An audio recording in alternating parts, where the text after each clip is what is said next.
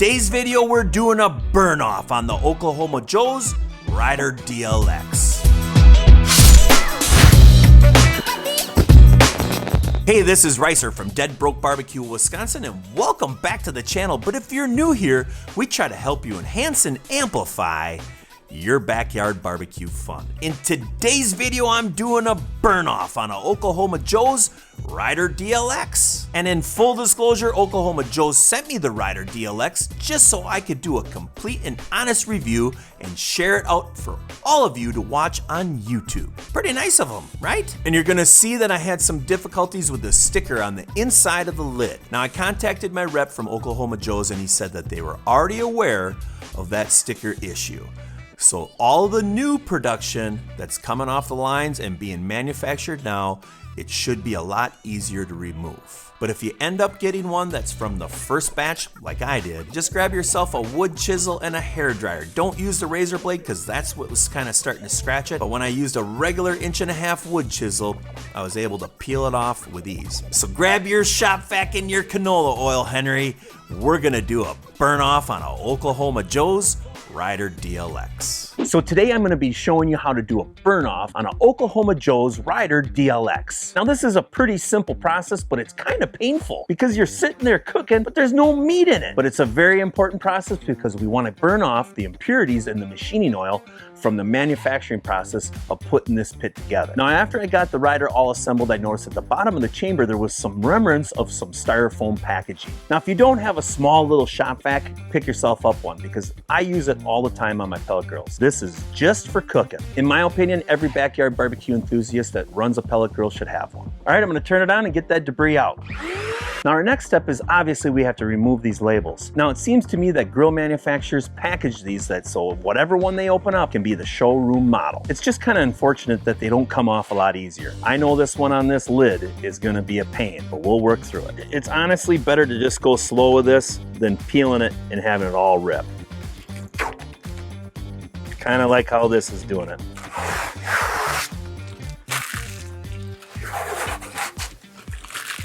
Now this one's coming off a lot easier. That's a lot better. Now unfortunately the sticker on the lid is going to take a lot more elbow grease. It is only 36 degrees out today. In colder climates, I'm going to tell you, you're going to struggle getting that label off. I guess when all else fails, get out the Weiss hairdryer. Just gonna have to heat it up, start pulling it across. I got that done. It took me about 20 minutes to be honest with you, and it was kind of a pain in the keister, but most people aren't buying grills when it's 36 degrees out. So my suggestion to Oklahoma Joe's is just don't use that type of label on the inside. Now our first step to the burn off process is we're gonna do an inspection. So our first step is just to power it on, and you're gonna hear the fan go on, and we're gonna turn it to low. And we're gonna open this up just to see if the auger is turning. And it is, and obviously the fan's working. So let's load this up. So for today's burn off, we're gonna use Oklahoma Joe's Competition Blend pellets. Now you'll see how this works. This is the actual release. And you just kind of want to make sure that there's nothing jammed up in there. The release hatch just kind of rides right next to the auger. Everything looks clear. Let's go ahead and fill these up.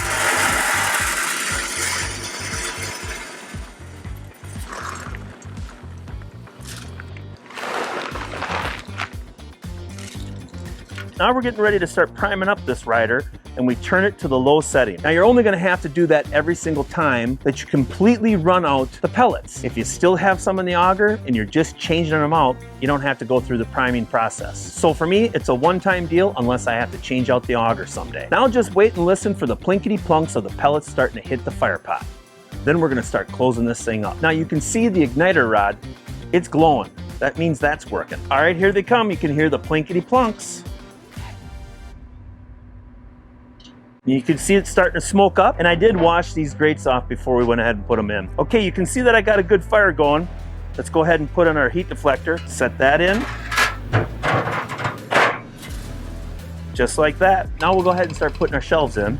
Get the next one, and you can see that those grates only fit in one way. Now you can 180 them, but obviously they have a top and a bottom. And I'm actually gonna turn this down just a little bit and then we'll crank it back up into that low set. I think we'll turn it down to that 250 degrees for right now. Now, seeing that this is a big thick steel, I'm gonna go ahead and coat it with canola oil inside.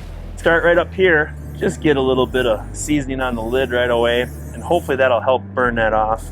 And we're just gonna spray it in the back too. Coat the sides up. And some people might say, oh, you don't have to do that. No, you don't. I just prefer to. Now when you have it set at smoke, it's actually helping push the heat throughout the chamber. When you open it up to the sear part, you'll see that everything's gonna come straight out of it. There's some serious flame when you have that fan helping the pellets combust. Close it up. Now, because of all the struggles that I had with that sticker on the inside, I'm gonna let this heat up a little bit and hopefully that'll peel off a little easier. Oh yeah, just that little bit of temperature change to this lid and it's coming right off. And there might actually be some type of coating on the outside of this compared to the inside. But the way this sticker is coming off is the way it should be. Okay, so I'm gonna run this for about 10 minutes and then we're gonna crank it up to low. Now, so I can also double check the ambient temperature in this pit compared to what the controller says. I'm gonna use my Inkbird Smart Wireless Barbecue Thermometer, and this is a great little economical thermometer. Check out the links below. I think they run right around 50 to 60 bucks. But one thing I did learn, make sure you hear it snap when you plug it in.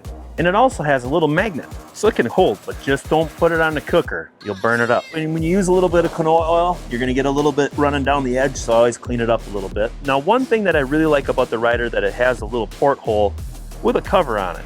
But we'll go ahead and stick it through. Now over here, you can see that that's actually the probe that's checking the internal temps off from the controller. But I wanna check over on the right-hand side. We're just gonna put it right there. And we'll just close up the lid and let it run for about another 5 minutes. Our 10-minute timer went off. Let's go ahead and turn it up to that low grilling setting. You'll notice that it has a low smoke setting and a low grilling setting. We wanna turn it up to that low grilling setting. This is the smoke settings, and here's the low grill settings. We'll just turn it up to the low grill. All right, so now we're gonna run this for 30 minutes and burn out all the impurities. And as that canola oil runs off that lid a little bit, I spread it throughout the cooker. Now, if you take a little time and use a little elbow grease, this cooker is gonna last you for a long time. It's built like a tank. And when you're smoking, you got plenty of time to tidy up the outside of it for sure. Okay, so our control temperature is at 409 and our Inkbird is at 446. I think we'll have to do a little bit of adjustments on those stacks and see if we can zero this in a little bit. Now, the Inkbird ambient temperature probe is over on this side and the control probe is over on this side. But I'm just gonna open this one up a little bit, spin it out. Don't touch it with your bare hand. I've got 2 cotton gloves under here because you will burn yourself and you'll remember it. Backed it almost all the way off and then turned it back in one, we'll see. This one I'm gonna turn just down a little bit. Okay, so I'm pretty happy with them settings. I mean, it's saying that I'm 5 degrees off. I'm not gonna complain at all. So the right side and the left side are pretty matched up as far as temperature goes with no food in it. Now, of course, the temperature controls can be off a little bit too, but as far as what 2 different things are reading, I'm pretty happy with that. Now, I let the bucket hang from below and to see how much debris would be falling off it. This is actually good. This is the type of stuff that's gonna gum up in that auger. It's better that it's falling right out of the hopper down compared to going through that shaft and gumming up in the future. And plus you get to do fun things like this. It's a party. All right, our 30-minute timer went off. Let's go ahead and check it out and see what it looks like inside. Yeah, look at that. She's looking pretty nice. Starting to get that bronzish seasoned look to it. See a little bit of ash up here, but not much. You can see a little bit of sparklies down on the bottom, and that's okay because that's nice and low. Okay, our lid isn't looking too bad. There's some scratches on it from when I was using the razor blade, but that's all right. That'll start building up with some soot. Now, when you're burning this hot, you open it up to the sear, it's gonna look like a blast furnace. There's some serious heat coming off from there. There'll be no problems whatsoever to sear up a steak on this cooker. Now I got a hot Oklahoma Joe's Ryder DLX sitting right there. There's absolutely no way I'm gonna shut this off until I get some chicken through it. I always tell everybody your first cook should be chicken because it's cheap and it's easy. Now, one thing that I would like to see, that if this shelf was 6 inches longer and it also had some type of handle that a guy could grab a hold of and pull it, because you don't want to pull it around by grabbing the handle for the hopper release. That's a no-no. you're just gonna end up breaking something. So when you move it around, you gotta do it this side. So I just wish that it had a little bit of an extension off in that shelf. It'd be easier to grab a hold of. Now, obviously this is an Oklahoma Joe and all the wheels are made out of cast iron. They're pretty solid. Now, it's not that big of a cooker, but not everybody's a big beast like me that can handle a cooker this size. Some people are really tiny in this world. So that little extra extension might give them that leverage that they need to be able to pull this around. But so far, I'm really happy the way that this rider is running today. Let's load it up with some protein. And I think with this big of a pot, I'm just gonna start setting them right on the edge, just like this. So I think they're gonna be a little cooler on the outside of this ring, but you gotta love to hear that sizzle. Now I'm running 400 degrees and I'm also gonna turn that down just a little bit. Would have been smarter if I would have taken out that rack first, but got big clubby paws. All right, we'll just turn it down to 300 degrees and we're gonna run it at that point. And I'm gonna set a timer for 10 minutes and then we'll check it. Just start rotating these over, and this isn't burning that hot. So I'm gonna set them right on top of that fire pot. We'll give them another 10 minutes and then we'll rotate them a quarter turn. Just rotate them a little bit, get a little more color on other parts. They're looking good. 20 minutes, 300 degrees. This guy's done. We'll set them up on top. I like that shelf, but it's gotta come out when you're trying to grill in the bottom grate. Rookie mistake. Close up the lid and set a timer for 5 minutes. I think these are gonna be pretty close, and then we'll just check some temperatures. Yeah, good. We're getting right around that 160-ish, 153-ish. All right, so we're gonna sauce these up and put them in with some sauce. I just got a bowl with some warm sauce. We're just gonna throw the legs in there, coat them up a little bit, and put them back on until they're finished. Okay, we're just gonna spin them up a little bit, get them on here.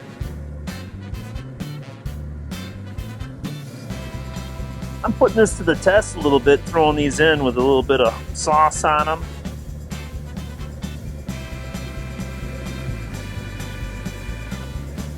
I mean, my guess this is gonna be a lot like cooking on charcoal. We'll put this little guy up here because I know he's done. Close up the lid and we'll set a timer for about 5 minutes. We'll check them till they're about 180 degrees. I like to overcook my legs just a little bit. All right, these chicken legs are done and this is screaming hot. But good color. If you followed my channel long enough, you know I like a little bit of char. So let's just take a bite. There's some good flavor in here. Nice and juicy. Now obviously I'm gonna be doing a lot more cooks on this rig, but I'm excited from that first cook. Very simple and no issues, except for the sticker. You know, not everybody lives in Miami. Some of us live in Eskimo land. But this is a very versatile cooker and the price is right. For right around that $600 and some, you can't go wrong for all the features that this thing has. Plus, this cooker has by far the most accessories I've ever seen made for it. That's a huge, awesome bonus. So to sum this up, this is a great purchase for a great price. There's a ton of room. There's over 1,200 square inches of cooking space in there. And with having that much room, you can cook a little extra or you can actually cook a couple meals. You can start with a lunch and finish with a dinner. And thanks again, Oklahoma Joe's, for sending me this Rider DLX. It's gonna get a workout and it's gonna be fun. And it's fun to challenge yourself on a new rig, but this one wasn't challenging at all. I'm not gonna lie to you. Pretty simple. If you can run a gas grill, you can run this. If you like this video, give it a thumbs up and become a subscriber. Turn on that notification bell because what else are you gonna do? You might as well binge watch all my videos and join me Sunday night at 7 o'clock Central right here on Barbecue Tavern Talk. We always have new guests and we have a great time. Plus, every once in a while, I bring in a barfly. A barfly joins us. There's nothing better than a barfly at a tavern talk. I appreciate you watching. Be safe and get outside and cook at home. Don't just microwave everything. Blech. And we'll see you in the next video.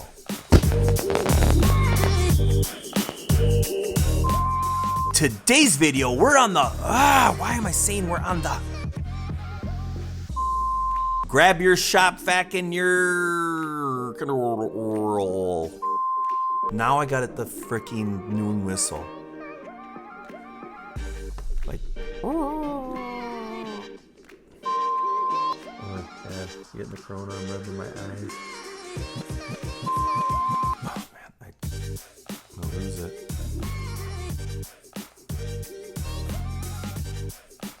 Is there somebody really parked outside with their freaking muffler hanging?